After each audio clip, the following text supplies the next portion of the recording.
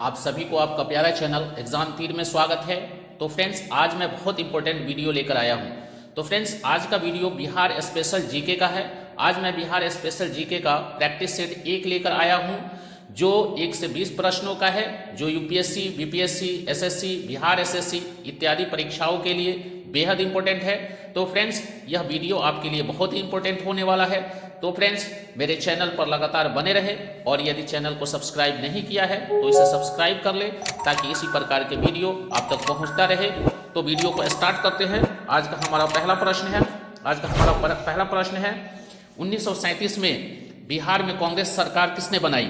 ए Shri Krishna Singh, B Anugrah Narayan Singh, सी सच्चिदानंद Sinha, D इनमें से कोई नहीं।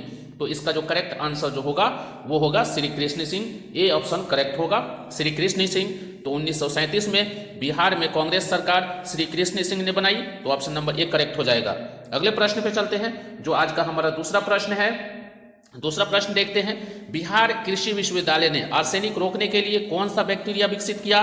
ए आर्सेनिक मिटिगेटर, बी सबॉर्बियो मिटिगेटर, सी सबॉर्बियो आर्सेनिक मिटिगेटर, इनमें से कोई नहीं। तो इसका जो करेक्ट आंसर जो होगा वो सी हो जाएगा, सबॉर्बियो आर्सेनिक मिटिगेटर 1। तो बिहार कृषि विश्वविद्यालय ने आर्सेनिक रोकने के लिए जो इस बैक्टीरिया का विकसित किया है, उस बैक्टीरिया का नाम है सबॉर्बियो आर्सेनिक मिटिगेटर 1। तो इसका करेक्ट आंसर जो होगा ऑप्शन नंबर सी हो जाएगा।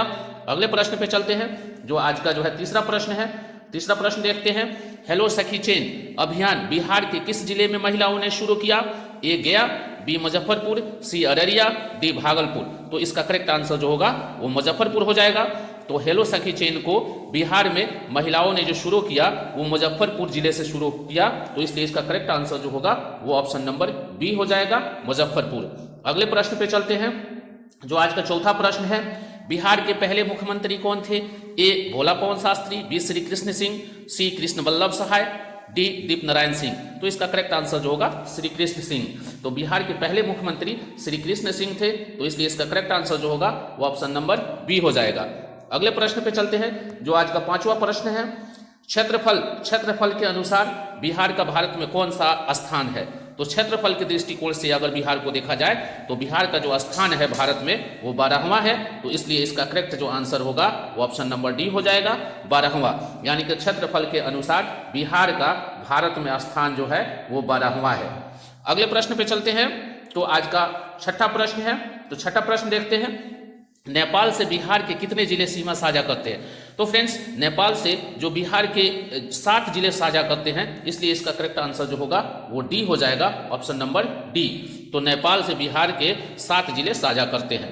अगले प्रश्न पे चलते हैं, सातवां प्रश्न है, देखते हैं सातवां प्रश्न, बिहार में जीटी रोड का नाम क्या है? तो बिहार में जीटी रोड का नाम है NH2, तो इसलिए इसका करेक्ट आंसर होगा ऑप्शन नंबर सी हो जाएगा, यानी कि NH2 को ही जीटी रोड कहा जाता है। तो इसका करेक्ट आंसर जो होगा वो सी हो जाएगा, ऑप्शन नंबर सी।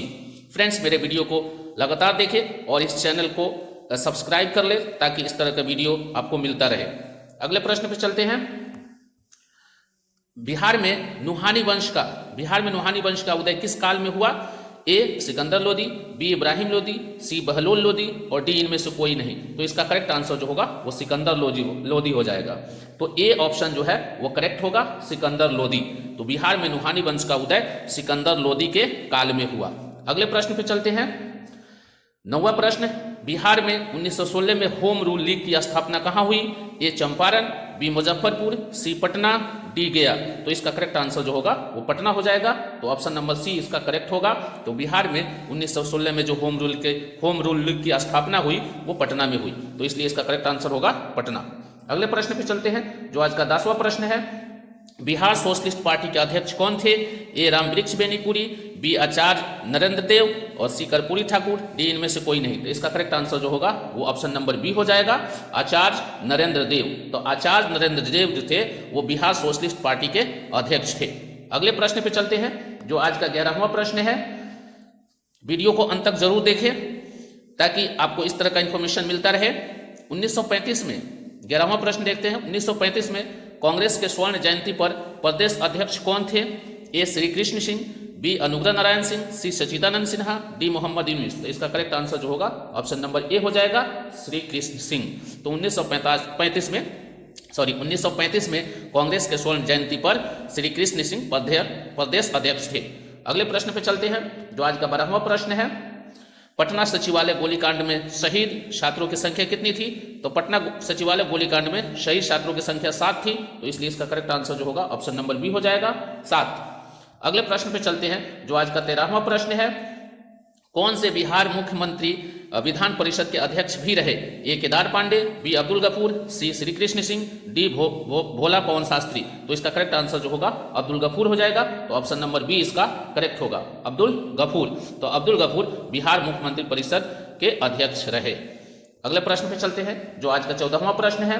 बिहार में कुल कितने मंडल है? ए 9, बी 7, सी 5, डी 11। तो इसका करेक्ट आंसर जो होगा 9 हो जाएगा। तो बिहार में कुल 9 मंडल है। अगले प्रश्न पे चलते हैं, 15वां प्रश्न देखते हैं। बिहार की कितनी आबादी के पास रोजगार है? ए आधा, बी 1/3, सी 1/4 और डी 2/3। तो इसका करेक्ट आंसर होगा वो बी हो जाएगा। तो बिहार में 1/3 लोगों के पास रोजगार है, तो इसलिए इसका करेक्ट आंसर जो होगा वो 1/3 हो जाएगा। अगले प्रश्न पे चलते हैं, जो आज का 16वां प्रश्न है। बिहार का इलेक्ट्रॉनिक सिटी किसे कहा जाता है? तो बिहार का इलेक्ट्रॉनिक सिटी किसे कहा जाता है? ए वैशाली, बी हाजीपुर, सी मुंगेर और डी पटना। तो इसका करेक्ट आंसर जो होगा वो हाजीपुर हो जाएगा। तो बिहार में हाजीपुर को इलेक्ट्रॉनिक सिटी के नाम से जाना जाता है, तो इसलिए इसका करेक्ट आंसर जो होगा वो हाजीपुर हो जाएगा। अगले प्रश्न पे चलते हैं, जो आज का 17वां प्रश्न है। ओदंतपुरी विश्वविद्यालय की स्थापना किसने की थी? ए महिपाल प्रथम, बी धर्मपाल, सी देवपाल और डी गोपाल। तो इसका करेक्ट आंसर जो होगा ऑप्शन नंबर डी हो जाएगा, गोपाल। यानी गोपाल ने ओदंतपुरी विश्वविद्यालय की स्थापना की थी, इसलिए इसका करेक्ट आंसर जो होगा वो डी हो जाएगा, ऑप्शन नंबर। अगले प्रश्न पे चलते हैं, जो आज का 18वां प्रश्न है। 18वां प्रश्न देखते हैं। औरंगजेब के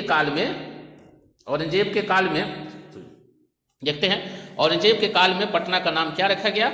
ए फर्रुखाबाद, बी फतेहाबाद, सी औरंगाबाद और डी अजीमाबाद। तो इसका करेक्ट आंसर जो होगा वो ऑप्शन नंबर डी हो जाएगा, अजीमाबाद।